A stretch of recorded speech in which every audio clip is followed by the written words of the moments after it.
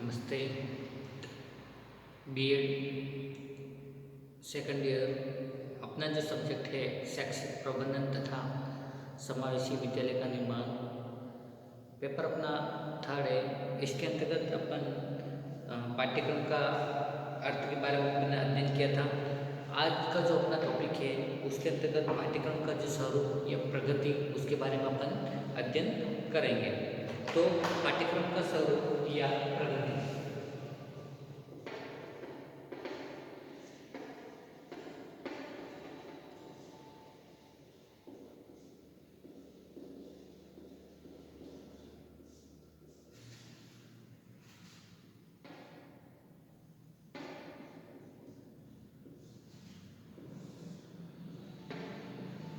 पाठ्यक्रम का स्वरूप या प्रगति के बारे में अपन अध्ययन करेंगे। इसके अंतर्गत जो पाठ्यक्रम का जो संबंध शिक्षा से, किससे? शिक्षा से। पाठ्यक्रम का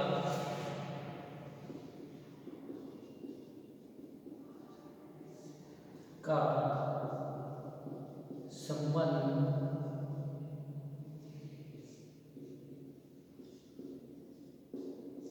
शिक्षा से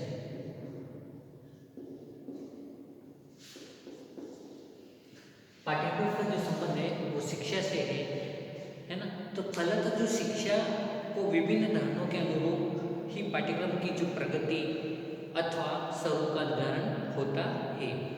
तो क्या होता है? फलतः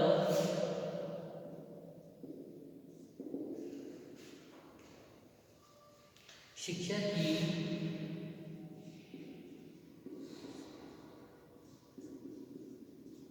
विभिन्न धारणाओं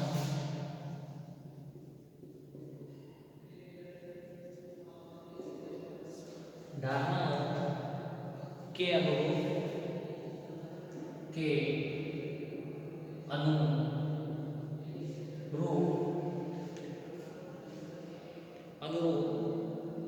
ही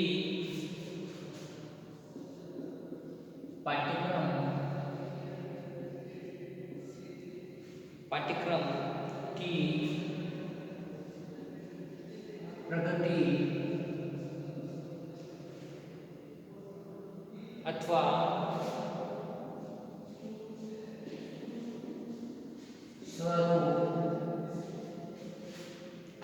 स्वरूप का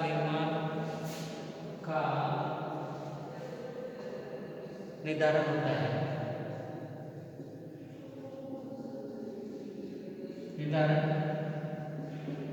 होता है। तो इसी के साथ में जो बताया गया है, जैसा कि जो शिक्षा के बारे में दो धारणाएं प्रमुख है। पहली जो प्रचलित है वह अथवा संकुचित धारणा है, जिसके अनुसार शिक्षा केवल एक पुस्तकीय ज्ञान तक सीमित होता है और परीक्षा उत्तीर्ण करना ही इसका एकमात्र उद्देश्य होता है। अतः इस धारणा पर आधारित पाठ्यक्रम भी विभिन्न विषयों के पुस्तकीय ज्ञान तक सीमित होता है, परंतु विस्तृत अर्थ में पाठ्यक्रम के अंतर्गत वे सभी अनुभव आ जाते हैं जिनको एक नई पीढ़ी अपनी पुरानी पीढ़ियों से प्राप्त करता है। साथ ही जो विद्यालय में रहते हुए शिक्षक के संरक्षण एवं मार्गदर्शन में विद्यार्थी जो भी क्रिया करता है वह सभी पाठ्यक्रम के अंतर्गत आता है। और इसके अतिरिक्त जो विभिन्न पाठ्यक्रम संगामी क्रियाएं भी पाठ्यक्रम का ही अंग होता है। वर्तमान में जो पाठ्यक्रम से अभिप्राय उसके विस्तृत स्वरूप से है।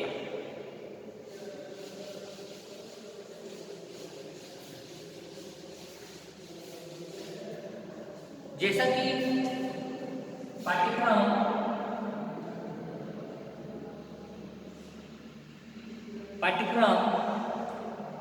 वह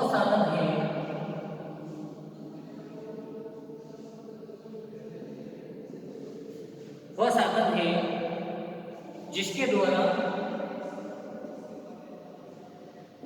जिसके द्वारा शिक्षा व जीवन के लक्ष्यों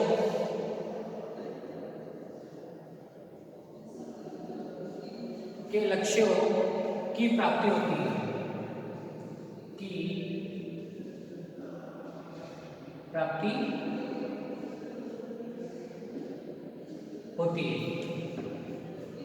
यह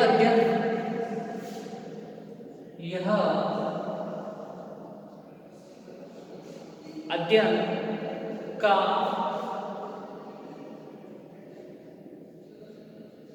निश्चित एक तर्कपूर्ण क्रम है,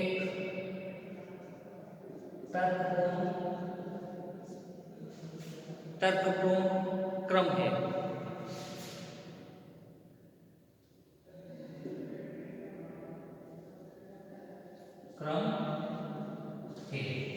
और इसी के साथ में जो बताया गया है, जिसके माध्यम से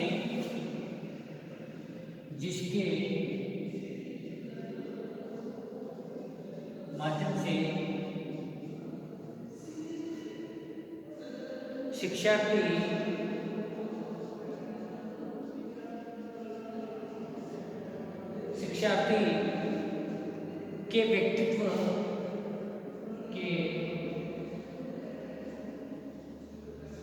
व्यक्तित्व का विकास होता है,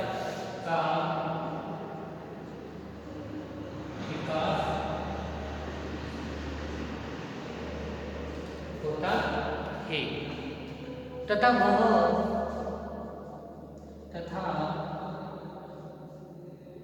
वह नवीन ज्ञान एवं अनुभव को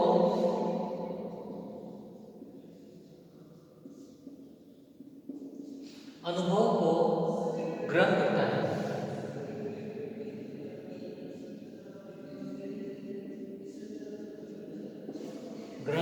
करता है। अतः वर्तमान समय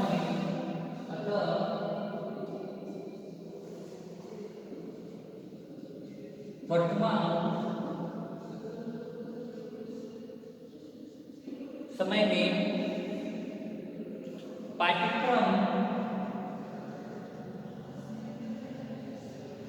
पाठ्यक्रम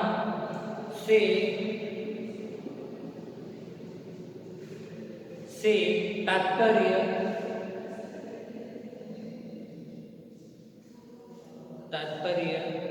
उसके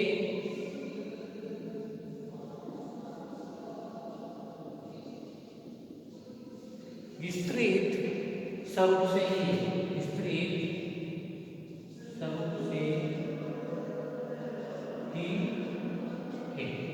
है ना।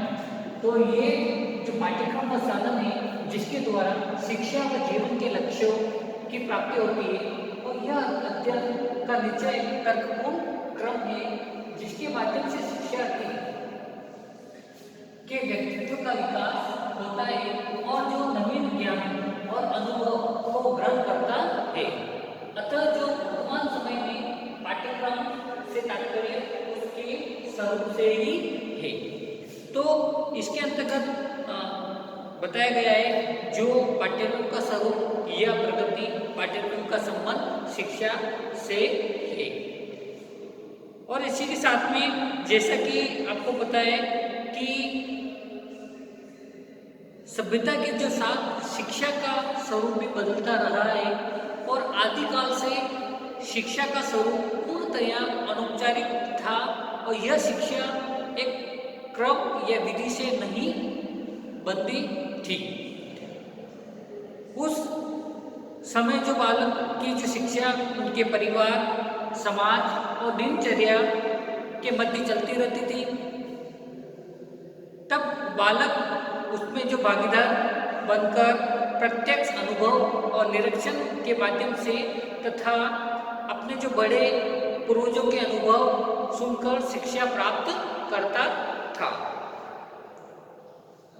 किंतु जो सभ्यता के विकास के साथ साथ मानव की जो ज्ञान कोश में निरंतर वृद्धि होती गई और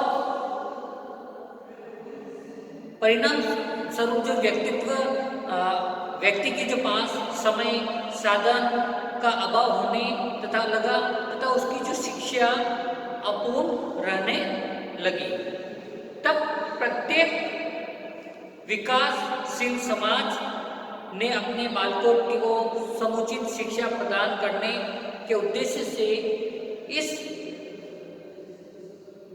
क्रमबद्ध एवं विविध बनाने के प्रयास प्रारंभ किए। तो जो विद्यालय का उद्भव तथा उनकी जो स्थापना इन्हीं प्रयासों का परिणाम है।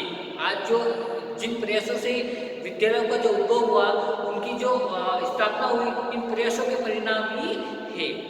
और जो इस समाज में जो बालक को महत्वपूर्ण एवं उपयोगी ज्ञान समुचित ढंग से नहीं मिल पा रहा था, और यह उत्तरदायी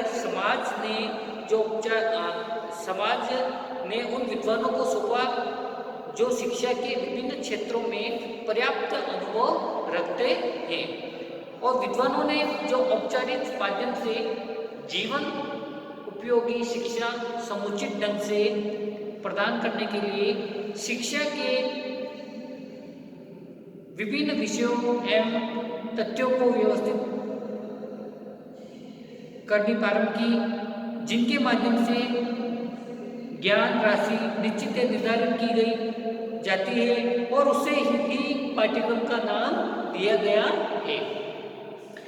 इस प्रकार हम कह सकते हैं कि पाठ्यक्रम एक अध्ययन का ही एक क्रम है, जिसके अनुसार चलकर विद्यार्थी अपना विकास करता है।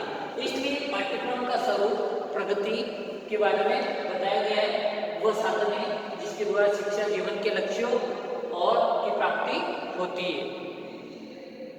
ठीक है, तो आज के लिए ये पाठ्यक्रम के स्वरूप प्रगति है, उसके बारे में अपना अध्ययन किया है। आज के लिए इतना ही काफ़ी है। कक्षा को व्यवस्थित बनाने के लिए और ध्यान से सुनने के लिए आपको बहुत बहुत धन्यवाद।